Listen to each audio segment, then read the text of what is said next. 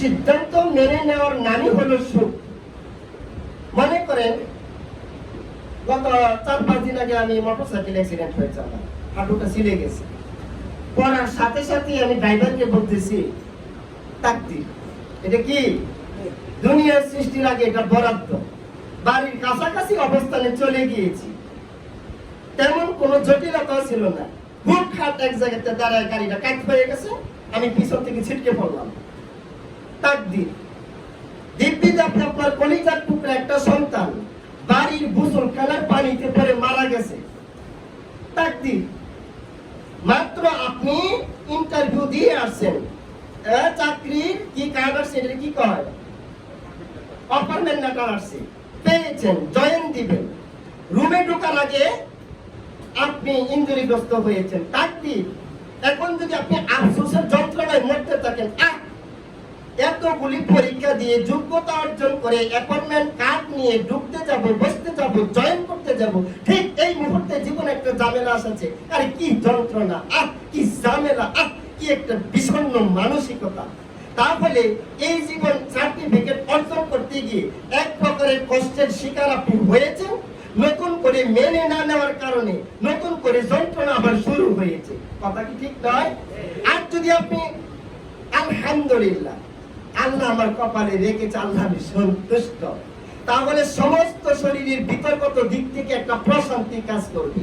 এটা হচ্ছে আত্মিক শান্তি, আত্মিক তাকদীরের বিধান অকপটে চূড়ান্তভাবে মেনে নেওয়ার নাম। আমি কিন্তু গভীর আলোচনা করতেছি, হুটহাট এটা না, এটা আমি একটু একটু করে বোঝাচ্ছি।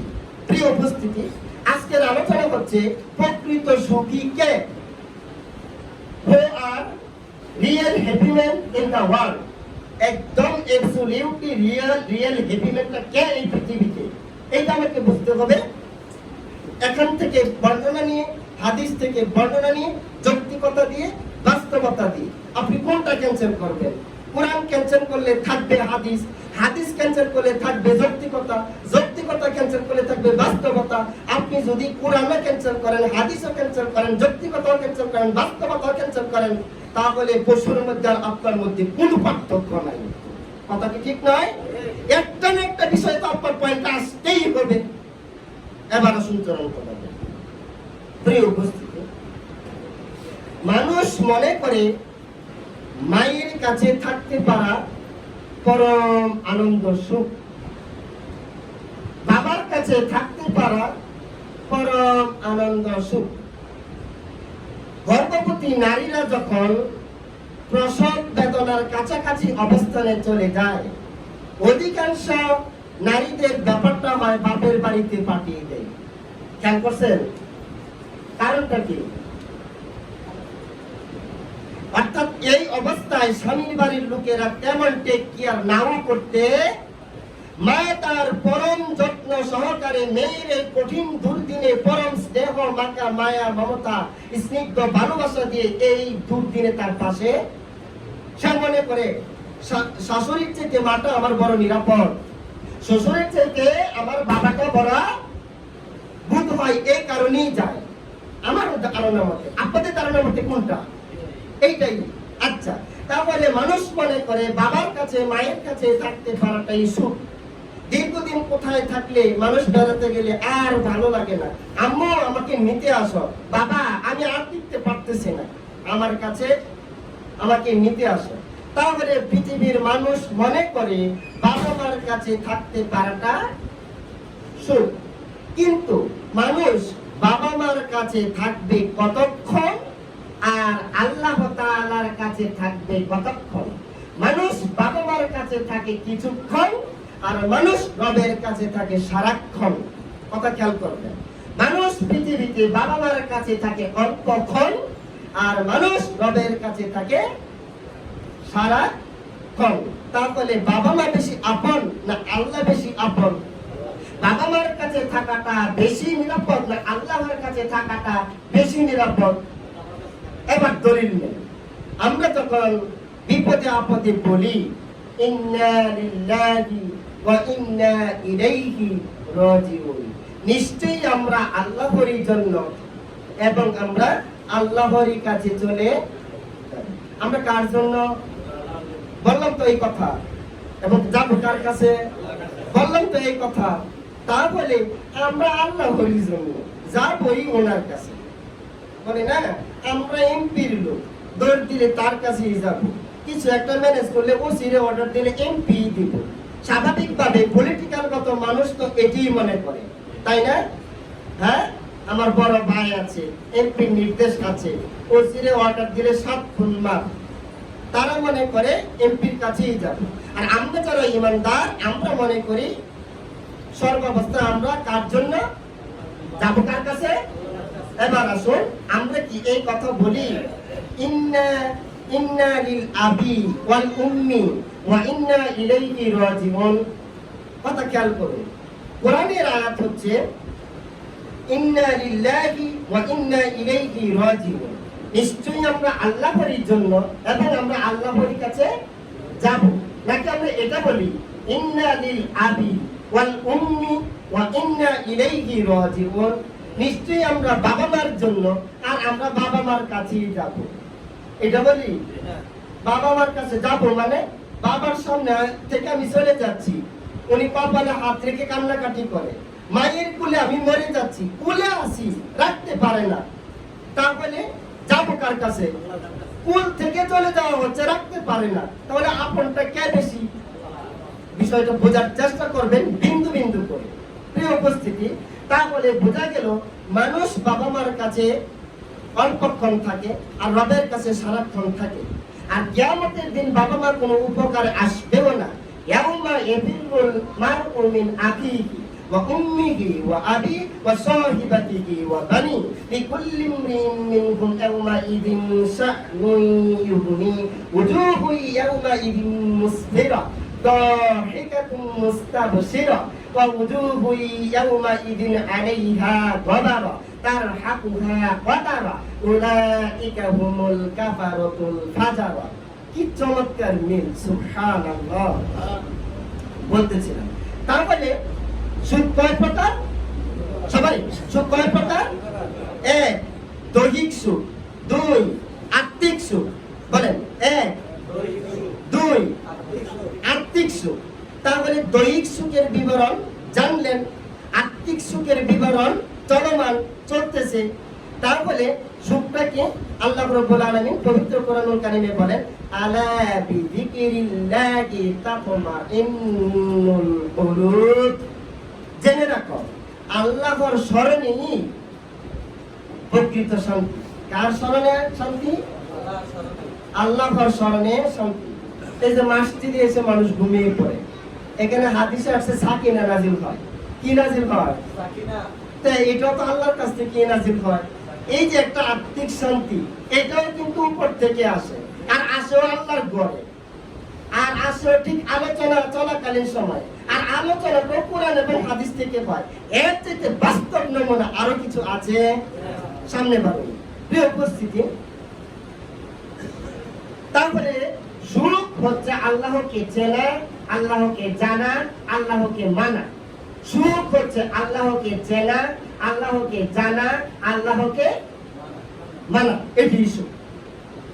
এছাড়া পৃথিবীর কেউ সুখী না। সুখ বা শান্তি সেটা কেবলমাত্র জান্নাতি বিদ্যমান। দলিল 56 নম্বর সূরা আল-ওয়াকিয়া 26 নম্বর আয়াতে আল্লাহ রাব্বুল আলামিন বলেন ইল্লা কিলান সালামান সালামা, সেখানে শুধু শান্তি আর শান্তি। প্রিয় উপস্থিতি, তাহলে জান্নাতে রয়েছে সুখ। দুনিয়াতে কেউ সুখী হতে পারবে? তাহলে বুঝে গেল হুজুর করবোটা কি? দুনিয়াতে যখন সুখ নাই তাহলে করবোটা কি? আলোচনা শেষ হয়নি, ব্যালেন্স রাখতে হবে আলোচনা। খেয়াল করবেন, মানুষকে সুখ দিতে পারে না। একজন মানুষ যদি আরেকজন মানুষকে সুখ দিতে পারত, সুখ যদি তৈরি করতে পারত, সুখ যদি কিনতে পারত, সুখ যদি বানাতে পারত, বানাতে পারা, কিনতে পারা, তৈরি করতে পারা, তাহলে আমি আপনার কাছে যাবো কেন কোনো কিছুর জন্য? ল্যাপটপ আমি বানাতে পারি, বাস আমি কেনার জন্য যাবো কেন? কাটান আমি তৈরি করতে পারি, আরেকজনের অপেক্ষায় থাকবো কেন? পানি আমি তৈরি করতে পারি, যাবো কেন? পোশাক আমি বানাতে পারি, যাবো কেন? সুখ বানানোর জিনিস নয়, সুখ কিনতে পাওয়া যায় না। সুখকে যদি ব্যাংকে আটক রাখা যেত, সুখকে যদি বাড়ির সুকেসে আলমিরাতে যদি বন্দি করে রাখা যেত, সুখ যদি নিউ মার্কেটে কিনতে পাওয়া যেত, পৃথিবীর সব মানুষ সুখ বাড়িতে বরাদ্দ করে কলসি ভর্তি, সুকেস ভর্তি, আলমিরা ভর্তি, সব ভর্তি কিনে জমে রাখতো। কথা কি ঠিক নয়? তার মানে বোঝা গেল সুখ কেনার জিনিস নয়, সুখ বানানোর জিনিস নয়, সুখ বিদেশে আটকানোর জিনিস নয়, আলমিরার ভিতরে বন্দি করার জিনিস নয়। সুখ এক ভিন্ন জিনিস। সুখ আত্মিকগত হয়, সুখ আল্লাহ থেকে আসে, সুখ মেনে নেওয়ার নাম, সুখ চূড়ান্ত ভাবে মেনে নেওয়ার নাম। এতক্ষণের আলোচনায় সেটা কি প্রমাণিত নয়? প্রিয় উপস্থিতি, বুঝতে হবে সুখ real happy man in the world. পৃথিবীতে প্রকৃত সুখী কে?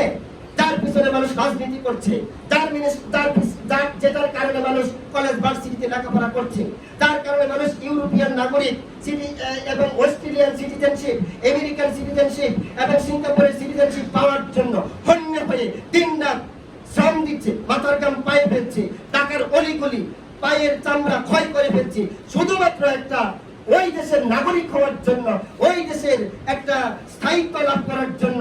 আশ্চর্য, আশ্চর্য! আপনি যে ওই দেশের নাগরিক হওয়ার জন্য এত দৌড়াদৌড়ি করছেন, ওই দেশের প্রেসিডেন্টের তো সুখ নাই। তাই সে চিন্তা থাকে, না জানি আমার প্রেসিডেন্টের পদটা কখন আমি হারিয়ে ফেলি। সেও তো সুখী না। সেও মাঝে মধ্যে ভাবে, না জানি আমার কোন জটিল রোগে আক্রান্ত হয়, পৃথিবীর কোন হাসপাতালে যেখানে আমার চিকিৎসা হবে না। সেও তো আত্মিকগত সুখী নয়। তার মানে মানুষ ছুটছে কোথায়? মানুষ যাচ্ছে কোথায়? এই মানুষগুলিকে আল্লাহ পাক বলেছে, লাহুম কুলুবুন লা ইয়াফকাহুনা বিহা ওয়া লাহুম আ'ইউনুন লা ইবসিরুনা বিহা ওয়া লাহুম আযানুন লা ইয়াসমাউনা বিহা উলাইকা কাল আনআম। এরা দেখেও দেখে না, বুঝেও বুঝে না, শুনেও শুনে না। এরা হচ্ছে জানোয়ার। জানোয়ার যেমন ব্যাংকিং সিস্টেম বুঝে না, জানোয়ার যেমন এইরকম হায়ার এডুকেটেড বিলাসী জীবনযাপন বুঝে না, জানোয়ার। আল্লাহ পাক বলেন না, বালহুম আদম, এর চেয়ে জঘন্য, এর চেয়ে। কারণ কুকুর একবার পেট ভরে খায়া দুই ঠ্যাং সামনে দিয়া একদম আরামসে ঘুমায়, আর হ্যাঁ পেট ভরে খায়া চিন্তা করে আর 10 জনের খাবার কেমন তার পেটে আসবে। কথা কি ঠিক নয়? জানোয়ারের সাথে নিকৃষ্ট। আপনি আল্লাহর কথা কি কিভাবে ফেলে দিবেন? আপনি ভাবেন নাই, চিন্তাও করেন নাই, ইমাম সাহেব ওইভাবে ধ্যানে নাই, এইভাবে পৃথিবী চলছে, সমাজ চলছে। আপনি ভাবেন নাই আল্লাহ পাক বলেছিল কথাগুলি নিয়ে ভাবার জন্য। এই উপস্থিতি, who are real happy man in the world? এই পৃথিবীতে প্রকৃত সুখী কে? যেটার জন্য আমাদের দৌড়াদৌড়ি, যেটার জন্য আমাদের ছোটাছুটি, যেটার জন্য আমাদের ঝগড়াঝাটি, যেটার জন্য দিনকে রাত, রাত্রি দিন করা, যেটার জন্য স্ত্রীকে মারা, স্ত্রীর বাবাকে প্রেসার ক্রিয়েট করা। এই খাট আনলে না কেন? 2 লক্ষ টাকা দেওয়ার কথা ছিল, আমি বিদেশ যেতে পারি নাই, আমার বন্ধুরা বাড়ি করে ফেলছে, আমি এখনো রিক্সা চালাই। হ্যাঁ, মূলত সবকিছুর পিছনে সুখ, সবকিছুর পিছনে। প্রিয় উপস্থিতি, এটা তো শেষ আলোচনা, তার মানে আনছি ওইটা। তার মানে বোঝা গেল মানুষ সুখী নয়। মানুষকে সুখ দিতে, মানুষকে সুখ দিতে পারলে প্রত্যেক বাবা মা সন্তানের জন্য সুখ রেডি করে রাখতো, রেডি করে রাখতো। এটা কেউ দিতে পারে না। প্রিয় উপস্থিতি, এখন আসুন আমি একটু একটু করে বোঝাচ্ছি। কেউ ক্ষমতা পেলে সুখী হয়, ক্ষমতা পেয়ে, পাওয়ার পেয়ে কেউ যদি সুখী হতো তাহলে সে হতো, বলেন কে? ফিরআউন। কে? তার রাজ্য ক্ষমতার মেয়াদ ছিল 400 বছরের উপরে। কত? মানুষের প্রেসিডেন্ট একাধারে 22 বছর ছিল, তাই না? আরো বিভিন্ন দেশের প্রেসিডেন্ট জোর জবরদস্তিমূলক ভাবে এরকম ভাবে 40 বছর 42 বছর, ওই সিরিয়ার বাশার আল আসাদ কত 42 বছর, হ্যাঁ 24 বছর। তো এরকম থাকে। ফেরাউনের ক্ষমতার মেয়াদ ছিল 400 বছরের উপরে। সাহস সংখ্যা ছিল। মুসা যে এই সমস্ত কর্মকাণ্ড শুরু করেছে, হ্যাঁ, কারিশমা দেখায়, হাতের লাঠি মাটিতে আঘাত করলে সাগর রাস্তা হয়ে যায়, হ্যাঁ, লাঠি ছেড়ে দিলে বিশ্বতর অজগর হয়ে যায়। এই তাণ্ডব দেখে তো আমার লোকগুলি ছাঁটাই করে ফেলবে। ফেরাউন সারাক্ষণ একটা অস্থিরতাই ছিল, না জানি কোন সময় মুসা আলাইহিস সালাম অভ্যুত্থান শুরু করে দেয়। আমার ক্ষমতা নড়ে ওঠে। একটা চিন্তাই ছিল, ক্ষমতা পেয়ে যদি সুখী হতো তাহলে হতো সেটা প্রিয় উপস্থিতি। এই পৃথিবীতে অধিক সম্পদ, যেটাকে আমরা বিলিয়নিয়ার বলি, মিলিয়নিয়ার বলি, যেটাকে আমরা পৃথিবীর সেরা ধনীদের তালিকায় এই বছর কয়জন, আগামী বছর কয়জন, এটা আমরা ফেসবুকে জেনে থাকি। আমরা current world, current issue, current affairs এই সমস্ত বই আমরা সেটা পড়ে থাকি। তাহলে আল্লাহ রাব্বুল আলামিন করুনকে এত সম্পদ দিয়েছে, যেটা বলেছে এরকম অনেকগুলো উট তার সম্পদে চাবি বহন করার মতো যথেষ্ট ছিল। তাহলে খেয়াল করুন কত সম্পদ দিয়েছিল। তারপরে ধন পেয়ে, সম্পদ পেয়ে কেউ যদি সুখী হতো সেটা হতো কে? ক্ষমতা পেয়ে সুখী হতো সেটা ফেরাউন। ধন পেয়ে সুখী হলে সে হতো করুন। করুন মুসা আলাইহিস সালামের চাচাতো ভাই ছিল। তাহলে তার দলটিকে নেই, মাটির নিচে এখনো যাচ্ছে। কিয়ামত পর্যন্ত এই করুণের সম্পদ, করুণ সুদ্ধা যেতেই থাকবে। তাহলে কিসের বাহাদুরি আমেরিকা করে? প্রশান্ত মহাসাগর ধারে কাছে সাগর পাড়ি দিয়ে আমেরিকায় যেতে হয়। এই বাহাদুরি আর গেপিটি বড়াই কতদিন অস্ত্রের জুড়ে চলবে না মামুজি, চলবে না। আমরা দুনিয়াটাকে তো ভালোবেসে ফেলেছি, এই জন্য তোমার মাতব্বরি চলে। তবে এই কথা নিশ্চিত, আমেরিকা টুইন টাওয়ার যেমন কেঁপে উঠেছে, ওসামা বিন লাদেন রাহিমাহুল্লাহর চিন্তা চেতনায় বিশ্বের কুফফারদের ঘাঁটিকে যেমন মসনদকে তছনছ খান করে দিয়েছে, এই পৃথিবীর ইমানদাররা Britain, England, Thailand, New Zealand, Switzerland, America, Russia, পৃথিবীতে এমন কোন কুফফারদের ঘাঁটি থাকবে না যেই ঘাঁটিতে ইমানদাররা চাপিয়ে না পড়বে। সমস্ত পৃথিবীর কুফফারদের ঘাঁটি তছনছ করে দিয়ে এই পৃথিবীকে বসবাসের উপযোগী করেই ছাড়বে। এর নাম ইমানদার, এর নাম সাইম, এর নাম রোজাদার, এর নাম ঈদের সালাত থেকে শিক্ষা নেওয়া। তারা শিক্ষা নিচ্ছে এবং অল্প কিছুদিনের ভিতরে এই পৃথিবী কাঁপিয়ে দিবে। কথা কি ঠিক নয়? কেউ ফিরাতে পারবে না। অস্ত্রের ভয় দেখিয়ে পৃথিবীর মানুষদেরকে আটকে রাখতে, কারণ এই পৃথিবীতে সুখ নাই। কেন আমি এই পৃথিবীতে থাকবো? তোমার গ্রিন কার্ড পাওয়ার জন্য আমার তো আমি লালায়িত না। তুমি কি আমাকে দিয়ে যে গাড়ি পরিষ্কার করাবে? আমি তো লালায়িত না। আমার সামনে যে সুন্দরী রমণী তুলে ধরবে, আমি তার গায়ে স্পর্শ করে মজা অনুভব করবো, এর জন্য আমি লালায়িত না। আমি তোমার টুইন টাওয়ার ভবনে আমি লিফটে ওঠানামা করে আমি সেই সুখ চাই না। সুখ ভিন্ন জিনিস। জর্জ ডব্লিউ বুশ যদি সুখী হতো তাহলে আমেরিকাতে যখন আঘাত করলো 24,000 ফুট হেলিকপ্টারে সে ঘোরাফেরা করেছিল। সেও সুখী নয়। বাশার আল আসাদ সুখী নয়। শেখ মুজিব এই রাষ্ট্র পাকিস্তান থেকে হাতের মুঠোয় এনে সারা নিরাপত্তাহীনতায় ভুগেছে। এক পর্যায়ে পরিবার শেষ। হাসিনাও সবকিছু ব্যবহার করে সুখে থাকতে চেয়েছিল, তাও সম্ভব হয় নাই। খালেদাও এইরকম ভাবে ক্ষমতা আসতে চাচ্ছে, কিন্তু শারীরিক বারে নিজেই সুখী না। সুতরাং সব জায়গায় ঝামেলা, সব জায়গায় জটিল। কথা কি ঠিক নয়? আমাদেরকে খুঁজতে হবে আসল সুখ, আমাদেরকে খুঁজতে হবে আসল সুখ। Who are real happy men in the world? এই পৃথিবীর বুকে প্রকৃত সুখী কে? প্রিয় উপস্থিতি, তাহলে ধন দিয়ে সুখী হলে হতো সেটা করুন, সেখানে আমরা সুখ পাই নাই। সঙ্গ পাঙ্গ বা দলবল দিয়ে কেউ যদি সুখী হতো সেটা হতো শয়তান, সেটা হচ্ছে। কারণ পৃথিবীর মানুষের সঙ্গপাঙ্গ যত না আছে, শয়তানের সঙ্গপাঙ্গ তার থেকে অনেক বেশি।